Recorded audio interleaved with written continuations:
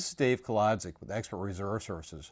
Today we're going to talk about what happens when your association does not maintain the proper amount of insurance coverage and how a properly produced replacement cost valuation report can help.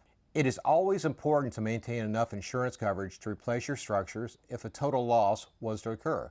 In fact, it's so important that the Florida legislature made it a law back in 2007 that all residential condominium associations must have a replacement cost valuation, or insurance appraisal as some people call it, done on a regular basis, which is every 36 months, to make sure that the proper amount of insurance coverage is maintained. The problem is that some associations either don't know about the law or feel they don't want to have the amount of insurance coverage they need because they don't want to pay more of the premiums. Besides, nothing's going to happen to them, right? Well, that is until it does, just like on Hurricane Ian. Boards of directors need to realize that it is their fiduciary responsibility to make sure that enough insurance protection is maintained.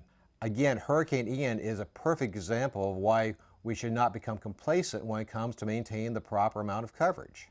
Several associations in Southwest Florida found out way too late they did not have the correct amount of insurance in place to handle the damage inflicted by Ian.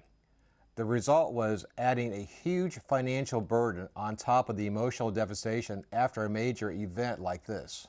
As I mentioned earlier, the state of Florida under statute 718-111-11A makes it mandatory that condominium associations must have a replacement cost valuation done at least every 36 months.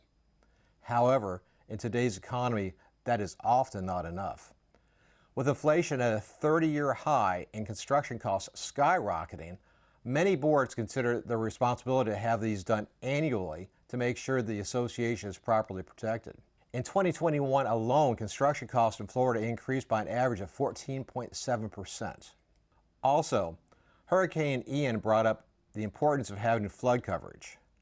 The vast majority of flood damage from the storm was in areas that were not previously prone to flooding, and therefore people did not have that type of coverage in place to protect them against this peril. If you do not have flood coverage, I urge you to look into it. The cost is relatively low in comparison, but one bad flood occurrence and it could ruin you forever. As always, you can contact me or anyone at Expert Reserve Services to answer any questions that you have. Please feel free to call at 386-677-8886 or email us. Go on our website at expertreserveservices.com for all the information you need. Thank you again.